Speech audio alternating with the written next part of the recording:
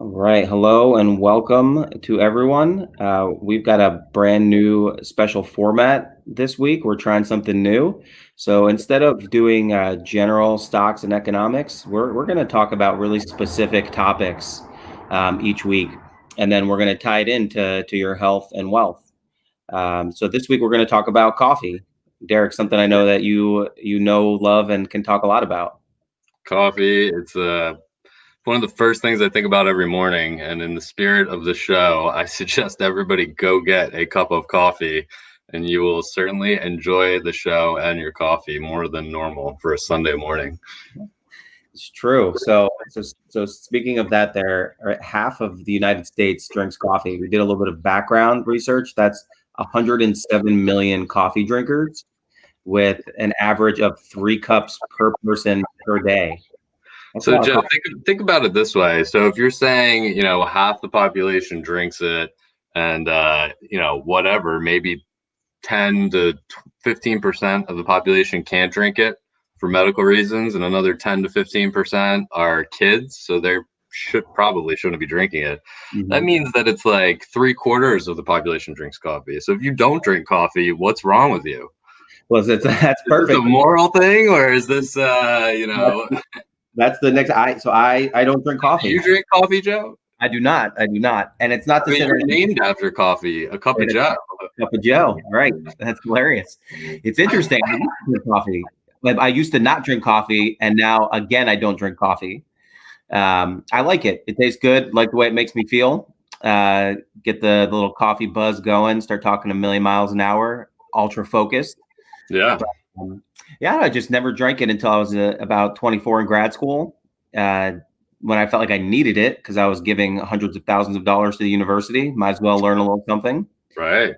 And then I stopped just this recently. I would say since January, I've been a weekend coffee drinker, and as of even this past month, I don't even think about it anymore. Don't even Wow. need have the same focus that I used to have. You're saving a lot of money. Let's hope that your productivity doesn't go down, because that will cost you money. That's true. That's a good point. Yeah. Uh, you got Opportunity cost. opportunity cost. Yeah, that's interesting and a good, I think, segue. So that's the whole point of this show, right? We're going to talk about your health and your wealth, but we could talk a little bit about the personal finance of coffee. Coffee's not cheap. It's not that cheap, is it?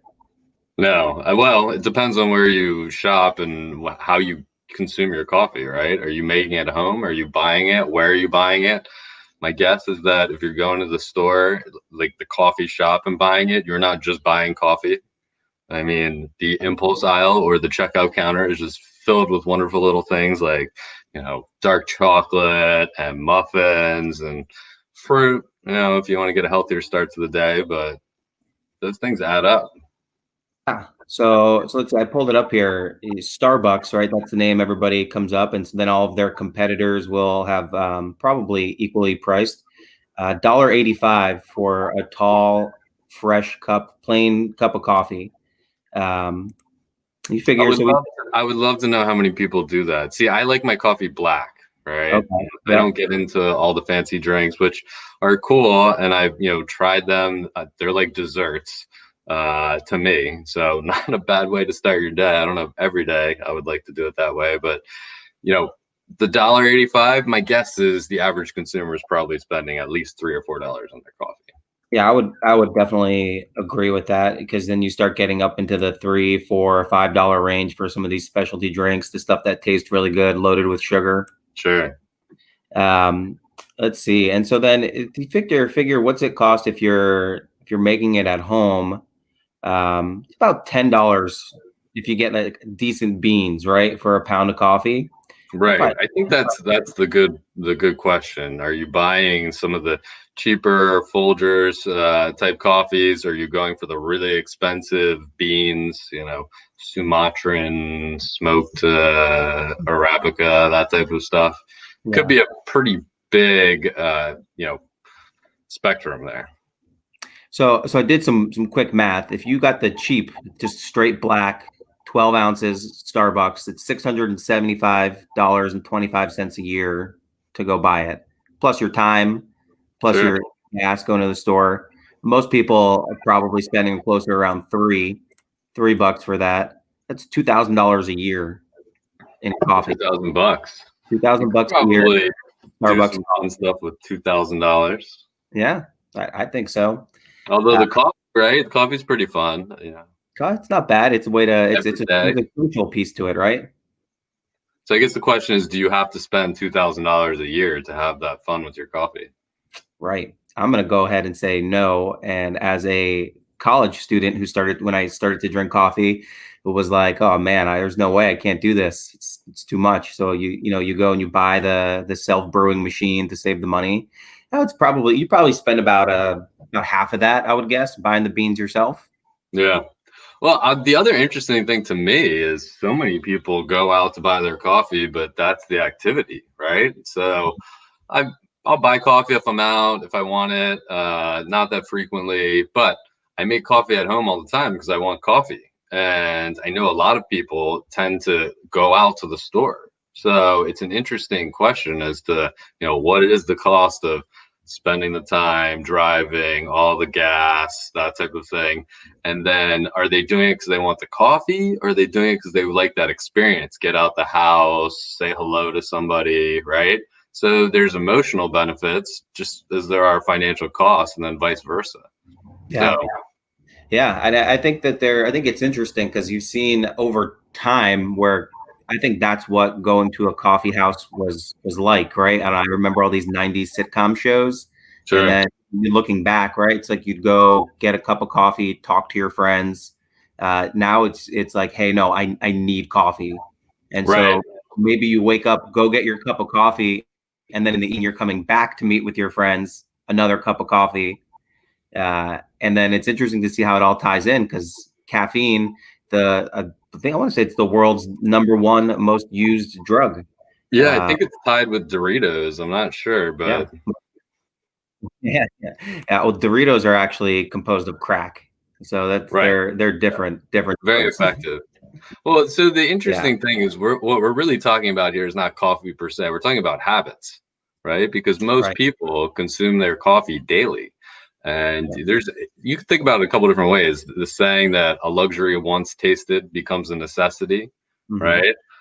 Necessities are habits. So once you build these things in your mind, in your body, you're saying it's physically addictive, not just emotionally or mentally addictive.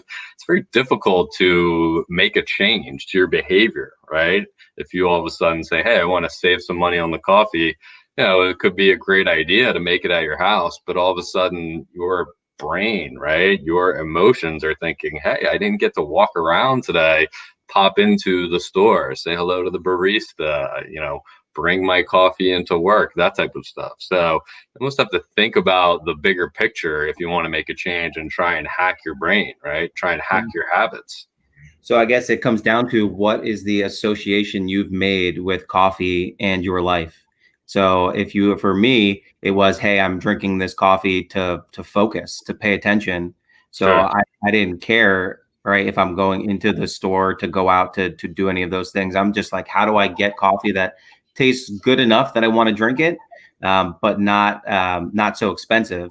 And I remember back in the day doing some research. You know what the biggest ripoff you can come is those pods, those Oh, the Keurigs. Keurigs. Yeah, Yeah. it's you're paying. So at the grocery store, you might pay 8, 9, $10 a pound for coffee. With those things, you're paying like 30, $40 a pound. Right. You don't even realize it because it's quick and it's easy. Well, So that's also about portion control, right? This is yeah. kind of goes into food. People that have problems, they're trying to lose weight. A lot of it comes down to nutrition and portion control. For a lot of coffee drinkers, think about it this way. So you have a cup of coffee in the morning, and mid-morning, you're at the office, or you're out and about, even worse, and you want a coffee, you'll go get another one. You double up on those costs. And personally, I drink a couple cups of coffee during the day. I like it, right? I like the Mhm. productivity feeling about it. I like the fact that it keeps me awake. I enjoy the taste of it. So, I'm certainly one of those people that is you could argue is addicted or has formed the habit, right, of drinking a decent amount of coffee. That could really affect your finances, and it's something that a lot of people don't think about, right? It's they say, oh, one cup of coffee a day, a couple of bucks, but my bet is that most people are drinking more than one cup of coffee a day. Yeah. Yeah, and so then we've talked about all of these kind of things where, yeah, so first of all, the numbers, the average is 3 cups a day for There you the go. coffee population, right? Um, so we've talked about a couple of things, right? We've got the why are you drinking it part, right? And so personally for me, right, I came down to, well, why am I drinking it? And I was like, I don't even know. I used to never, so now I just don't, and then I'm like, cool, I save money because I don't even need it. But if it's tied into your social life and your social, Oh man. you said, who cares, right? What's $2,000 a year, right? You're getting what you want. But you got to make that connection. But I think it's interesting to be aware as a consumer of what you're putting your money into and why. I think it's a huge problem that people don't pay attention to. Yeah, and then when you try and make that change, it's important to be aware of those habits, why they formed, and what you like about them. So, Yeah. say you want to save money cutting out the coffee, you might not want to go cold turkey and never hit up the barista again because there could be huge social benefits there that are actually worth it, right? So, you may need to reconfigure, your consumption pattern, but not give it up to cold turkey, or figure out a different way to do it. There's emotional benefits and costs and financial benefits and costs to all these decisions that we make every day. So the broader that you can bring it out is, better for you because you'll understand the opportunity cost. So you save all that money from not buying coffee at the, coffee shop, right? Well, then the question is, do you want to invest that money and quote grow it, or do you want to spend it on something else? I Yeah. mean, it's found money in the sense that it doesn't mean that you're saving the money and then you're going to invest it and save it for the future you. It could just be that you've gotten into a habit of wasting a lot of cash over the course of a week that could be going into your happy hour fund, right? Yeah. I don't, Yeah. Right. but who knows? It could be another habit. But it's kind of funny. It's like the low hanging fruit, right? You start thinking about where is all my money going? What am I Right. spending it on? Yeah. That's what I'm Um, saying. Where is all? your advisor or the TV show will tell you if you put in $4 a day into this mutual fund and it's growing at 10%, in 30 years you'll have $1.7 million. That's one way to think about it. The other way to think about it is, are there other things that you would like to be enjoying, and do they cost money? And what's the cost of that coffee relative to, I don't know. I mean, you could take a couple trips to Vegas for $2,000. Yeah. Yeah, and then like you keep saying, the social cost, right? Maybe you don't meet your future wife. Maybe you don't meet that guy who gives you the deal to Right. do the thing, right? All these things, the social cost of it. But I think that's a good place to segue into. So we're talking about the finances of it, but then there's the should you even be drinking coffee in the first place? We've used a couple of key words. It's addictive, right? Um, I need it, so you're reliant on it to focus. Um, so there's some interesting things. The first thing that pops into my head living in California, and I don't know if you know about this, Derek, but Prop 65. Are you familiar with it at all? I'm familiar that there's a lot of props, and I don't know what any of them are. I assume one has to do with marijuana, right? One probably has to do with like minimum wages. One probably has to, Yeah. I don't know. I know there's a lot. So Prop 65 is a law with good intention, is stemming from the water usage in California, drinking water, where Okay. where basically the government decided that, hey, look, enough's enough. We have to warn the public about chemicals that might be in the drinking water. Hmm. And what it's sort of evolved into is this mandate where the California is going to slap a warning label on any product or space that you're in. So even think of things as crazy as driving into a parking lot. If there's a risk that you're going to be exposed to a chemical, so there's some good and bad, right? So it's if there's even a 1 in 100,000 chance of you increasing your risk of cancer, it's going to get slapped with the label. So Wow. the interesting thing here is last year, 2 years ago, coffee started getting slapped with the label. You walked into Starbucks and it said, "Hey, there's something in this product that might cause cancer," but it's general. And you're like, well, what's in coffee that's going to cause cancer? This is the first time I'm hearing it. There's no more. You got to like go digging for the extra information. Right. It turns out that Did you dig? there's a chemical called, and I'm going to butcher the name of it maybe, but it's acrylamide, that's in coffee, Hmm. and it's a chemical used Doesn't in. sound good. No, it doesn't sound good. Any of the mides sound bad. Yeah, You don't want to be exactly. consuming any of the mides. Um, but it's found in, let's see, so it's found in paper, construction, oil drilling, textiles, cosmetics, food processing, plastic, mining. Uh, Oh, so you're saying it's in everything? it's Okay. it, it's used in lots of these things, and Right. then it's found in small doses in coffee. And so eventually they proved, hey, look, we need to take this off of the coffee label, so it's not in California anymore, because it's also found in things like French fries and potato chips and breakfast cereals and cookies and toast.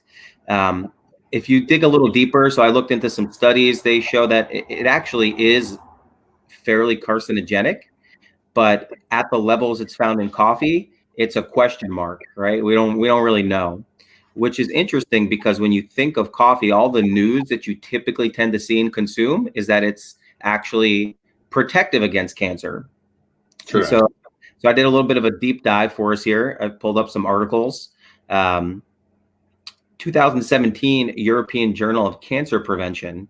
They did a meta-analysis. So for anyone curious what that is they just reviewed all the reviews that were out there in as layman Wow. as possible. I've always And wondered what that meant. That was worth the 30 minutes today. I like that. Thank you, Joe. you're welcome.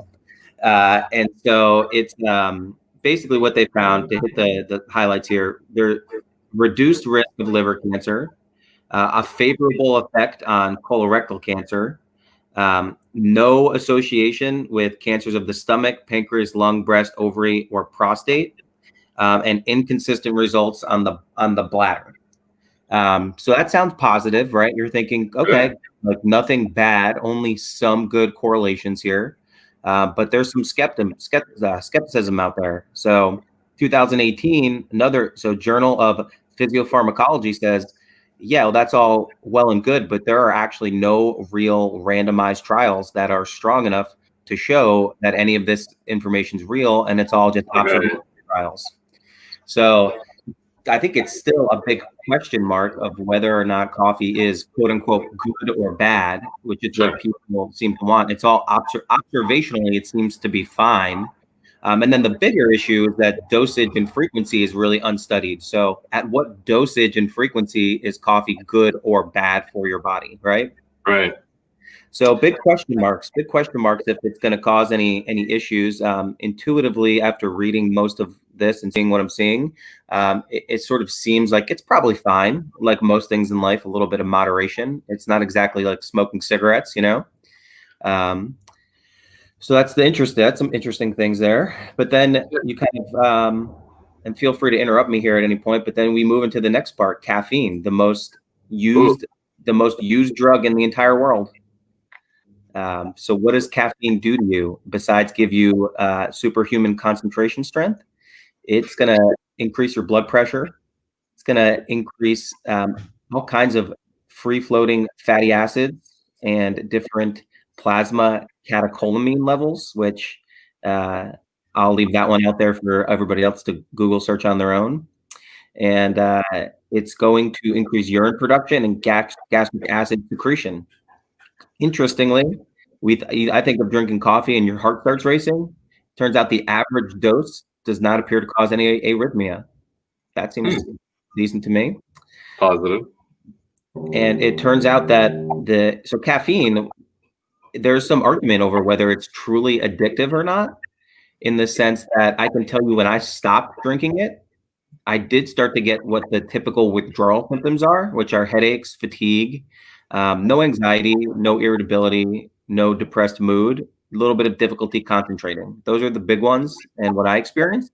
But there's an argument that since caffeine, when you come off of it, doesn't really pose any physical, social, or economic health, do we really want to call it an addictive substance in the sense of something like maybe heroin, right, or crack, cocaine? Right. Um, so it seems like it's fairly easy of a substance if you really just have a little bit of mental willpower to take yourself off of it. Yeah. And then the last piece that I'll go ahead and touch on is going to be is it dehydration? So does it cause dehydration? And so that's a fact that gets thrown around very frequently, that it causes someone to be dehydrated. And the truth is that it actually doesn't really. So I Uh, remember distinctly in school being told by a nutritionist that uh, it's not a diuretic. So a diuretic is something that does cause dehydration, and it pulls water out of your cells, right? It forces them out, as opposed to something like caffeine, which is an accelerant. And all that does is sort of speed up the process of what's already going to happen, and it's offset by the fluid intake of the coffee itself. hmm. So actually, it was hard to find any studies to support this, but I did find one study in a journal, and I don't know how legitimate this journal was, but it was the only study I can find. It's called Frontiers in Nutrition, and basically they broke it up into a large dose of caffeine and a small dose of caffeine. They used milligrams per kilogram, which means nothing to Yeah. me. But basically, a large dose of caffeine mildly disturbed the fluid balance, meaning it was a mild diuretic, but the average or a small dose really didn't cause any diuresis at all. Hmm. So interesting health facts. So I'm on the edge of saying, yes, it's probably fine. That's my take on it. CJ, I think you missed a couple of important points here when you're talking about your health. So first, I'm shocked that you didn't mention the word antioxidants, because even the most casual of newspaper followers knows that coffee is chock full of antioxidants. It's probably on a bunch of the packages. So, Uh, I'll start with the benefit of antioxidant is cancer reduction, which is where we touched on all of its cancer producing benefits. right. So So look, reduction of free maybe radicals. hydrochromatobromazide in the minuta levels could have some carcinogenic effects, but clearly the antioxidants in their huge quantities are beneficial for you. And if you're drinking that every day, I mean, that's got to be a fantastic way to, keep yourself cancer free. But more importantly, So let I me think I think you're missing the big picture here. The concept of drinking the coffee is not just for the caffeine, right? It's for the placebo effect. So if your body feels better, this is clearly has to be a better if you are more aware, right? Mentally, you're happier. Physically, you just feel better because you're drinking the coffee. That placebo effect is fantastic for, your mental acuity, for your physical body. I mean, I think that's the key here, right? Like you want to create that placebo effect. Whether or not there's anything there, you'll just think there is. So to bring on to the show all these like cancer producing concepts, caffeine or a diuretic, I think that you're missing the point here. Like if you're drinking the coffee, you need to be focusing on all of the wonderful benefits of it, and then you get this beautiful placebo effect that probably has some effect on your health. So I'll never discount the placebo effect, because being in the healthcare profession, I do know how strong and powerful it is. But I think you need to be careful when you just start getting excited about buzzwords like antioxidant, where most people are not quite sure what that even means. It's like, sure, it's chock full of antioxidants. So It's antioxidants. I mean, clearly oxidants are bad. So the right. more of the antioxidants that we get, the better. Yeah, right. Which is the problem in the Let's drink average more way. coffee. I mean, come on. Yeah. So we actually, to be fair from it, your point's taken, but the answer is still we don't really know, but leaning towards it is beneficial. So I like to come at it from the perspective of like, well, is it bad first? Because if you can't prove that it's bad, then you're not going to make bold claiming statements of don't drink it, right? Like Sure. you got to be able to prove that it's bad before you're going to be like, no. That's the burden of proof. Typically, in most people's minds, are like, is it bad for me? Probably not, and it has all of these potentially positive benefits. But I try and stay away from the buzzwords like antioxidants, where I would say 95% of people couldn't tell you what an antioxidant is or what it actually does. And in general, just for the enlightenment of the crowd, it basically reduces something called a free radical, which is Sounds um, they're bad. They are essentially an atom. I believe it's an electron that is free floating and causes damage to cells.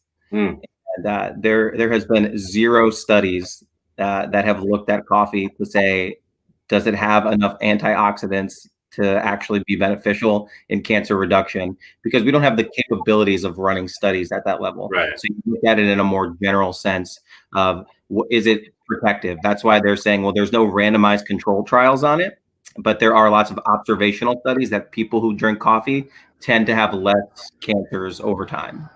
So I Is think what you're telling me is, there could be some bad things, nothing definitive. There could be some good things, nothing definitive. So if you want to do it, a-okay. exactly. And more importantly, enjoy it and consider the placebo effect. I mean, that is the beneficial impact on your health right there, right? If you have improved mood, if you're happier, if this is something that you like, right? Enjoy it. Yeah. Yeah, Yeah. and enjoy those benefits for your health, your mental health, right? Your physical health. Who knows? So don't sweat it. It's just coffee. Right. So when you're talking about things that are unclear, undefined, unresearched, all you can do for people is give them facts and let them help make their own decisions. In your case, Derek, I think you don't care about any of the acrylamides or anything in there. You're just like, I'm addicted to the caffeine. I'm going to drink it. I'm Well, addicted to look, the. we could talk about the health all day long, but the reality is, what you can quantify is how much it costs, right? And then you can say to yourself, is it worth it, right? How much am I actually spending? And can you change that spending pattern to save some money to either invest or spend it on something else? I mean, Yeah. maybe there's other stuff you want out there, clothes, right? Alcohol. I don't, could be something bad, could be something good. Well, let's talk a little bit about the economics of it. So 25 million farmers worldwide depend on coffee crops for their economic livelihood. It's grown in 50 countries, including South America, throughout South America, Central Asia, Africa, the Caribbean, um, and it's a huge global economy, 60 billion annually. Oh, massive market. And a lot of these people are like small lot farmers. I've been to some beautiful coffee farms in Central America. And look, the reality is a lot of these farmers are living in poverty. So when you see, fair trade, that's something great to get behind. Companies that support that, that's fantastic. These guys are working all day, every day on these coffee crops, and they're getting pennies, right? And so it's incredible when you see the amount that we spend at somewhere like a Starbucks, and where all the value gets captured in that chain as the coffee moves around. So it's certainly something that has an impact on not only the billions of coffee drinkers, but the millions of people working in the coffee industry. I mean, something to think about. It's integral to Yeah, all kinds of different economies. it's a global power. And Yeah. then, how about we can start to wrap it up a little bit here with some investment opportunities. So, where do people make Well, money? Joe, look, we have to start with Joe. What Right. what do we always talk about? We talk about ETFs, index funds, and generally that's to invest in stocks, right? So if you want to invest in just coffee and you want some type of investment that tracks the price of coffee, there's an ETF. It's called Joe. Surprise, surprise, JO. And it tracks the price of coffee because coffee is a commodity, so it's traded as a futures contract, right? So if you wanted to trade coffee and get exposure, you think that Brazil is going to have a bad year because of too much rain and there's not going to be enough coffee out there and prices will go up. Generally, you would buy futures contracts. You'd have to open up a specialized account, a brokerage account. There's all kinds of different rules about margin and trading these contracts, but they've made it easy for you by commoditizing that investment into Joe, the ETF. So that's the first thing you can do, buy that. But in reality, commodity prices don't generally, quote, increase over time. They'll trend up or down, go sideways, but usually you don't just buy a commodity and hold it for a long time. What you do is you buy a stock, right? So a company that's in that space. I would think that most people, if you said coffee, the first stock they would think of would be, Starbucks. yeah, bingo. Yeah. SBUX. So massive company, everybody knows them. That's a great story of investors. If they had put money to work there a decade ago, I mean, you would have made 10x your money. All right. Everybody knows Starbucks. It's the whole Mhm. adage of buy stuff you know, like Warren Buffett. So there's other companies out there. You have to do your research. Now, the flip side is these things don't always work out. I think that most people probably have heard of the company COSI. Hmm. They were publicly traded, COSI. I mean, you could go out and see these guys all over the place, the little coffee shops, sandwiches, etc. These guys basically have traded nowhere, and now Mm. they're not listed. So there's companies that come and go. Pete's is another one that was out there. So the idea is that you're investing in somewhere in that value chain, right? And these guys generally are really close to the consumer. So there's other ones you can look at, companies that actually just sell coffee in bulk. Do the research and try and get an understanding of what it is you're buying, right? In terms of, is this a legitimate company? But there's a lot of options out there. And the reality is, coffee's not going anywhere. Right. So there's going to be more companies that come and try and move into this space. So lots of room for competition, lots of room for growth, taking market share. It's an interesting place to play around. And next time you're sitting there having a coffee, check out Joe. Yeah. Google around, look at some of these stocks, and who knows? You could have another Starbucks, right? I wouldn't be buying Starbucks now if you want long-term growth, but there's going to be another one. So, Got it. So just in summary here, we've got if you're drinking coffee, it may be a good idea to understand why you're drinking the coffee. What's it for? What kind of value is it bringing to your life? And is that value worth the dollar cost amount that you spend on it? However that you define that value. In terms of health, there are possible side effects, but in general, it seems to be pretty much okay. And then the economy on coffee is insane. It's huge. It's out there. I mean, it's big. I mean, cheers to everyone. I don't Yeah. know. See, I this is a cup of coffee. I still have 2/3. Yeah. There you Some go. people do the espresso shot. Some people do the iced coffee. Some people drink it slow. Some people drink it fast. So, cheers to everyone out there. Cheers. Cheers to the coffee drinkers. And if you've got a topic you'd like us to go through, post it and let us know. We'll be back next week. Thanks, Joe. See you, everybody. Hey, Derek.